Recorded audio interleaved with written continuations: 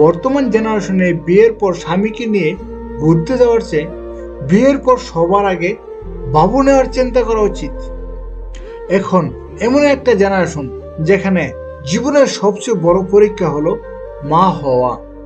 হাজারো নারী প্রতি রাত্রে কান্না করে একটা সন্তানের জন্য। একজন স্ত্রী হলো স্বামীর মধ্য বয়সের সর্বোত্তম বন্ধু আর শেষ বয়সের একজন নিঃস্বার্থ সেবিকা। ছেলের বউ আলাদা হলে শাশুড়ি বলে, আমার ছেলের ইনকাম একা খাওয়ার জন্য আলাদা হয়েছে। আর নিজের মেয়ে আলাদা হলে বলে, শাশুড়ি আর ননদের অত্যাচারে আলাদা হয়েছে। শুনতে খারাপ লাগলেও এটাই বাস্তব। অতিরিক্ত মা বোন ভক্ত ছেলের বউরা কোনো কালেই সুখী হয় না। এসব ছেলের সংসার বেশি দিন টেকে না। কথাটা তিতে হলেও এটাই সত্য। মেয়েদের শরীর নিয়ে কোনো বাজে বলার আগে মুখে লাগাম দিও। ভুলে যেও না কোনো এক মায়ের গর্ভে তোমার জন্ম হয়েছিল। স্বামীর ব্যবহার ভালো লাগছে না, স্বামীর সংসার ভালো লাগছে না, ডিভোর্স দিয়ে বেরিয়ে দেখুন পৃথিবীতে এক মুঠ ভাতের দাম কত। পরের মেয়ের মর্ম বুঝতে হলে প্রত্যেক পুরুষের একটা করে কন্যা সন্তান থাকা দরকার।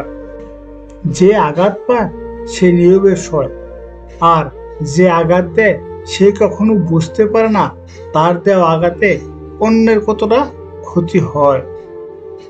কখনো কাউকে মিথ্যা আশ্বাস বা ভরসা দিও না। হতে পারে এই ভরসাটুকুই তার শেষ সম্বল।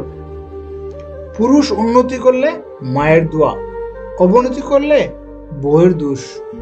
মা ভক্ত হওয়া ভালো, বউ ভক্ত হলেই কাপুরুষ। কিছু মানুষ তো বলে মা মরে গেলে মা পাওয়া যাবে না, কিন্তু বউ মরে গেলে 10টা বউ পাওয়া যাবে। দুনিয়াটা বড়ই অদ্ভুত। বিয়ের পর প্রথম 2-1 দিন শ্বশুর বাড়ি মানুষের আদর পেয়ে আমরা বাবার বাড়িতে তাদের অনেক প্রশংসা করি।